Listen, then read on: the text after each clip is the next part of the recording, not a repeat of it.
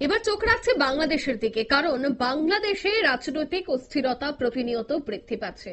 তবে তার মধ্যে বড় সমস্যা হচ্ছে এখন বিভিন্ন দেশে যাওয়ার ক্ষেত্রে ভিসা পাচ্ছেন না বাংলাদেশিরা। কারণ বাংলাদেশে একদিকে যখন স্বাস্থ্যে বা শিক্ষার ক্ষেত্রে পরিকাঠামোর দিক থেকে অনেকটাই পিছিয়ে রয়েছে, তাই তাদের কিন্তু অন্যান্য রাজ্যের অন্যান্য দেশের উপর নির্ভর করতে হয়, বিশেষ করে ভারতের উপর তাদের নির্ভর করতে হয় স্বাস্থ্য, শিক্ষা। এছাড়া শুধুমাত্র ভারত নয়, আরো বেশ কয়েকটি দেশ রয়েছে যার উপর বাংলাদেশকে নির্ভর করতে হয়। আর সেই জায়গায় দেখা যাচ্ছে যে ভিসা নিয়ে কিন্তু বড়সড় সমস্যার মুখে পড়ছে বাংলাদেশিরা। তবে কেন, কোন জায়গায় রয়েছে গলদ, বিস্তারিত জানবো।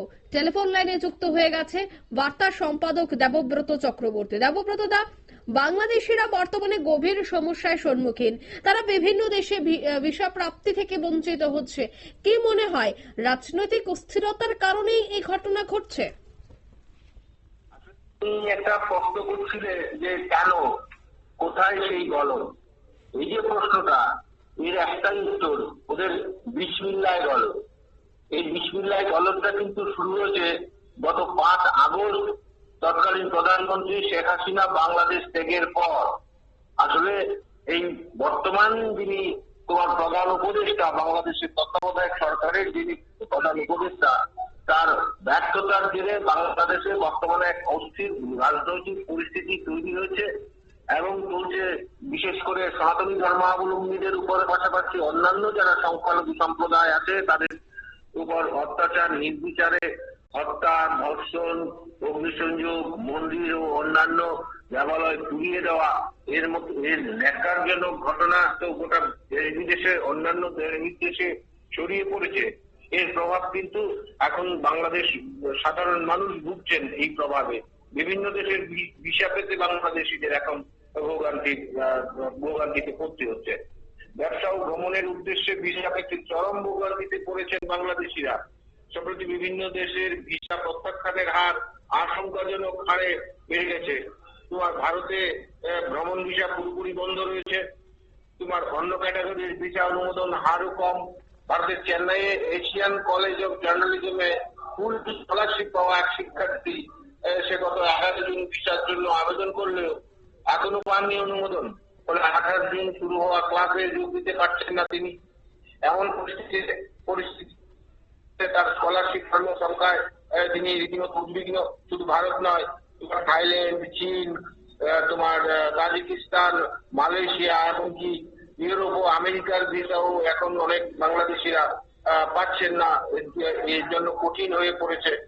নিয়মিত ভ্রমণকারী যারা আছেন তাদের মধ্যে একজন জানিয়েছেন, যুক্তরাজ্য ও অস্ট্রেলিয়ার বৈধ ভিসা থাকা সত্ত্বেও সম্প্রতি তিনি দেশের ভিসা তার প্রত্যাখ্যাত হয়েছে।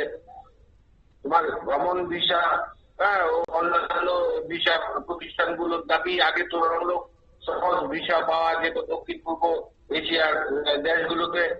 তোমার এখন সেই দেশগুলোর দূতাবাস ও বাংলাদেশ বাসীদের ভিসা প্রত্যাখ্যান করছে।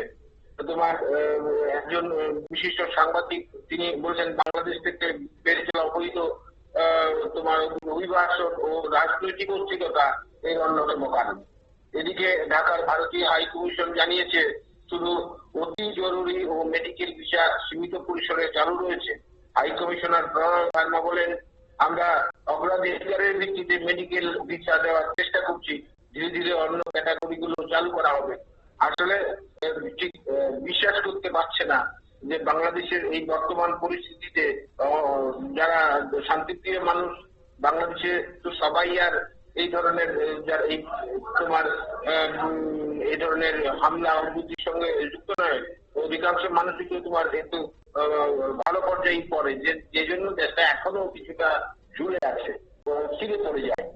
এই পরিস্থিতিতে বাংলাদেশের এই বেহাল দশার মধ্যে এই যে ভিসা সমস্যা, এটা কিন্তু যারা বাংলাদেশের নাগরিক, সুনাগরিক, তাদের বিদেশে যাওয়ার ক্ষেত্রে একটা চরম তারা একটা বিভ্রান্তির মুখে পড়েছেন। তাদের রীতিমত সংকটাপন্ন অবস্থা। তারা এভাবে এই ভিসা পাওয়ার ক্ষেত্রে তোমার একটা হন্যে হয়ে ঘুরছেন, কিন্তু পাচ্ছেন না। এতে কিন্তু তাদের সমস্যাটা বাড়ছে। আসলে তোমার এই পুরোপুরি ব্যর্থ প্রশাসন পরিচালনার ক্ষেত্রে বাংলাদেশের বর্তমান তত্ত্বাবধায়ক সরকারের প্রধান উপদেষ্টা ডক্টর ইউনূস সামলাতে পারছেন না কোনো কিছু। যদিও এবার শেষ পর্যন্ত ডিসেম্বরে জাতীয় নির্বাচন করার ক্ষেত্রে তিনি একটা সম্মতি প্রকাশ করেছেন। একটা সময় তিনি সেটা জুন জুলাই করার কথা বলেছিলেন। এরপর তিনি অবশ্য এই বিষয়টা থেকে সরে এসছেন বারবার। আমরা বলেছিলাম হয়তো একটু চাপ করলে তিনি হয়তো ডিসেম্বরে করার একটা চিন্তা ভাবনা করবেন।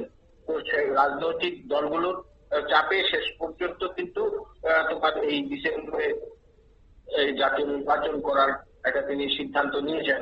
এক্ষেত্রে কিন্তু বাংলাদেশি যে সেনা কর্তা তারও একটা চাপ ছিল যে এইভাবে নির্বাচন পিছনে চলবে না, কারণ সাধারণ প্রশাসনিক আর্মি সেনা মোতায়েন করে রাখা হয়েছে, পুলিশ সামলাতে পারছে না। তো এই ধরনের গুরুত্বপূর্ণ সেনাবাহিনীকে সাধারণ প্রশাসনের নিরাপত্তা দেওয়ার ক্ষেত্রে নিয়োগ করা এটা তো ঠিক নয়। তো সুতরাং শেষ পর্যন্ত কিন্তু তিনি নির্বাচনে এগিয়ে ডিসেম্বরে করার ব্যাপারে বাধ্য হলেন। তো এই অবস্থায় এখন যে বড় সমস্যা তা হচ্ছে যারা বর্তমান বাংলাদেশি নাগরিক, যারা ভিসা নিয়ে বিদেশে সফরে পড়াশোনা করার ক্ষেত্রে যেতে ইচ্ছুক, তারা ভিসা প্রাপ্তির ক্ষেত্রে চরম বিভ্রান্তির মুখে পড়েছেন। আসলে পুরোটাই হচ্ছে এই বাংলাদেশের বর্তমান যে রাজনৈতিক অস্থিরতা তৈরি হয়েছে এবং একটা অরাজক পরিস্থিতি চলছে, এর যে রাজনীতিটা। ধন্যবাদ। অর্থাৎ রাজনৈতিক অস্থিরতার জেরেই বর্তমানে এই পরিস্থিতি, আর বর্তমানে এই পরিস্থিতির সমস্যার মুখে পড়ে কিন্তু নানা সমস্যায় পড়তে হচ্ছে সেখানকার বাসিন্দাদের। কারণ তারা কোনো দেশে যেতে পারছেন না, কোনো দরকারে বেরোতে পারছেন না। তাই ইউনূসের আমলে যে বর্তমানে বাংলাদেশের পরিস্থিতি যথেষ্ট খারাপ, এই বিষয়টা নিয়ে কিন্তু আন্তর্জাতিক মহলেও সমালোচনার ঝড় উঠছে। নিয়ে নিচ্ছে ছোট্ট একটি বিজ্ঞাপন, বিরতির সঙ্গে থাকুন।